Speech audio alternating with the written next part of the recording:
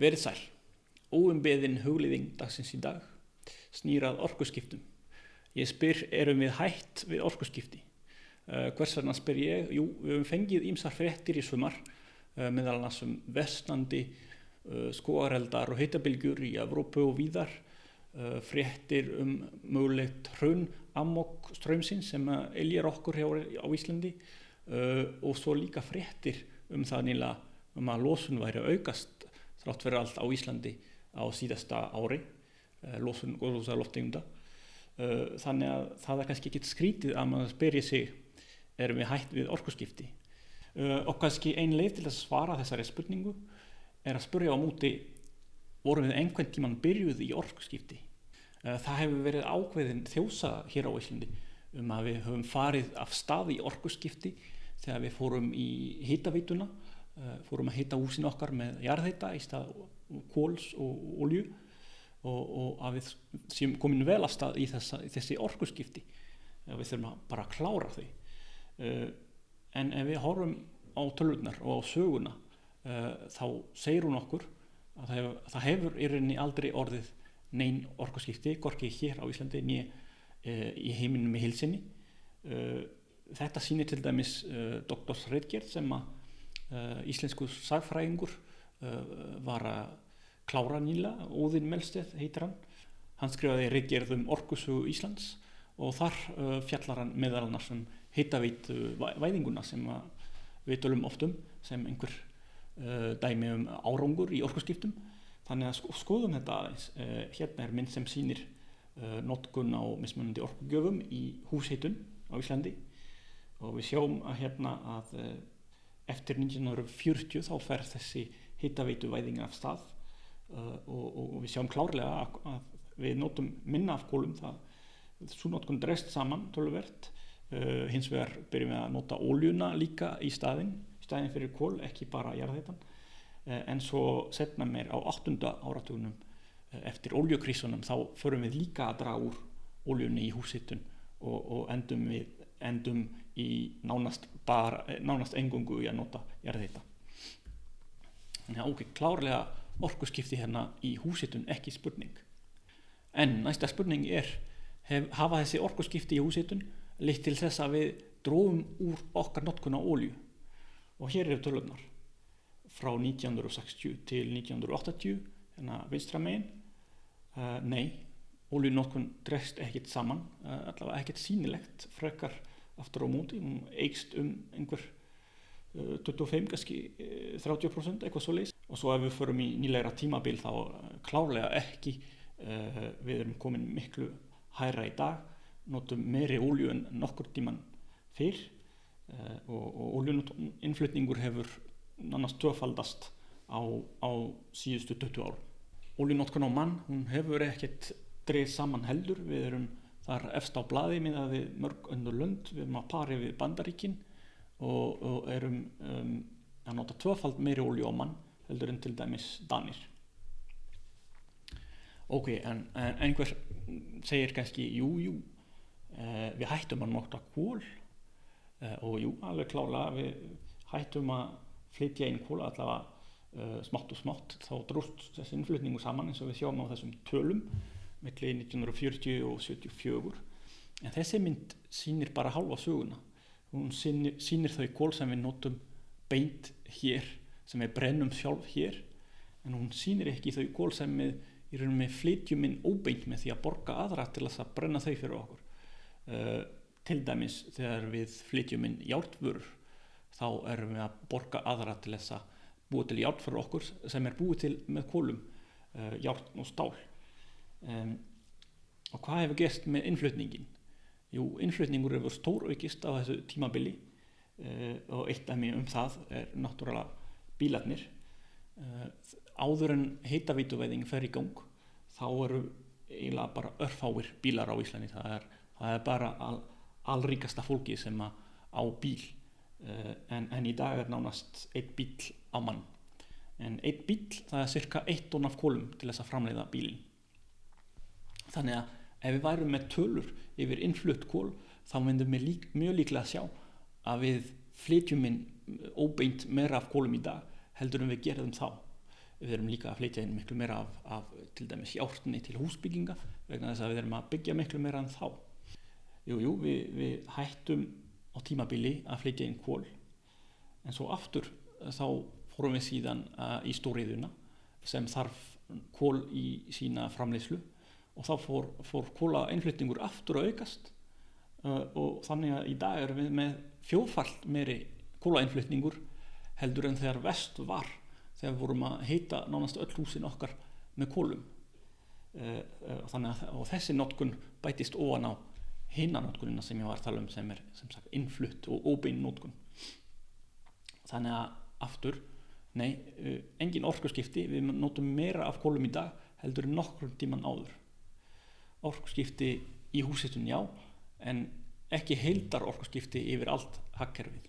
Nú hvernig stendur á því að orkuskipti á einu sviði leiðir ekki til þess að við notum minna af þessum orkugjöfum á heildina litið. Þessi maður sem við sjáum mynd af, hann hefði kannski sagt að þetta kæmi honum ekkert á óvart. Þetta var hagfræðingur, Stanley Jevons að nafni, breskur hagfræðingur, og hann var uppi á þeim tíma þegar iðnaðarbyltingin var í fullum gangi í Bretlandi og Bretar á fullu að vinna kol og jafnvel flytja út kol til annarra landa, og þá fóru sumir að hafa áhyggjur af því munum við eiga nóg af kolum í framtíðinni, og þá komu sumir og sögðu það verður alltaf nóg af kolum vegna þess að tæknin verður sífellt betri, gufuvélarnar verða nýtnari, þurfa sífellt minna af orku til þess að framleiða hverja einingu, þannig að smátt og smátt mun draga úr eftirspurninni. Og Stanley Jevons fór að skoða þetta sjálfur og rannsakaði þetta, nema hvað hann komst að því að þetta var í þveröfugt. Þó að vélarnar væru að verða betri, það var sannarlega tilfellið að vélarnar voru sífellt betri, það leiddi líka til þess að það var ódýrara að eignast slíkar vélar. Það voru ódýrara í rekstri vegna þess að þeir voru nýtnari og þar af leiðandi voru fleiri og fleiri fyrirtæki sem vildu eignast svona vélar. Þannig að þó hver og ein vél væri að nota minna af kolum, það voru miklu fleiri vélar, þannig að heildaráhrifin voru meiri eftirspurn eftir kolum en ekki minni.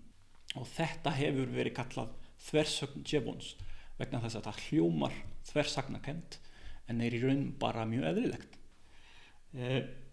Og þetta er kannski hluti af því sem gerðist hjá okkur meðal annars með jarðhitavæðingunni, að þegar við hættum að flytja inn kol til húshitunar þá losnar gjaldeyri og þá getum við notað þennan gjaldeyri í eitthvað annað, til dæmis í að flytja inn meira af olíu á bílana okkar eða flytja inn meira af bílum.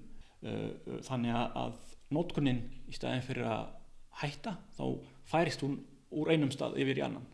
Og þetta er kannski ein ástæðan fyrir því að við erum orðið svo mikil bílaþjóð að þegar olíukrísan skall á 8. áratugnum það gátum við farið í hitaveituvæðinguna og dregið þannig úr olíunotkun, en þurftum ekki að draga úr olíunotkun á öðrum sviðum og gátum jafnvel aukið hana á öðrum sviðum eins og í bílasamgöngum, á meðan Danir og Hollendingar sem höfðu ekki aðgang að jarðhita þurftu að finna einhverja aðra leiðir til þess að draga úr olíunotkun, og það var gert með því að snúa frá bílavæðingunni sem var í gangi og fara meira í átt að annars konar samgöngur með til dæmis hjólreiðar og almenningssamgöngur. Og þessi þversögn Jevons eins og hún er kölluð, það hafa ýmsir aðilar átt að segja á henni, meðal annars auglýsingastofur, eins og við sjáum til dæmis í þessari auglýsingu, það sem er verið að segja okkur í rauninni að ef við förum yfir rafmagnsbíla þá getum við sparað penning sem við getum síðan notað til að fara í fleiri utanlandsferðir, sem sagt kaupa meiri olíu á flugvél í staðinn fyrir bíl. Síðan kemur aukin raforkuvinnsla. Við erum búin að virkja töluvert á síðustum áratugum, en hvað gerist þegar við framleiðum meira af grænni orku? Við getum þá flutt út meira af áli og ýmsum öðrum vörum, skapa þannig gjaldeyristekjur. Þetta heitir á pólitísku máli að skapa verðmæti, og þessar útflutningstekjur getum við síðan nota til að flytja inn meira af alls konar, meðal annars olíu og öðru. Þannig að það er engin mótsögn í rauninni í því að við séum bæði heimsmeistarar í framleiðslu á grænni orku og á sama tíma heimsmeistarar í olíunotkun. Það er í raun bara mjög eðlilegt og mjög skiljanlegt. En það er ranghugmynd sem er nokkuð lífseig að mismunandi orkugjafar séu í samkeppni við hvort annan og að ef maður notar meira af einu þá sjálfkrafa hljótum við að nota minna af hinu. Því miður virkar það ekki þannig.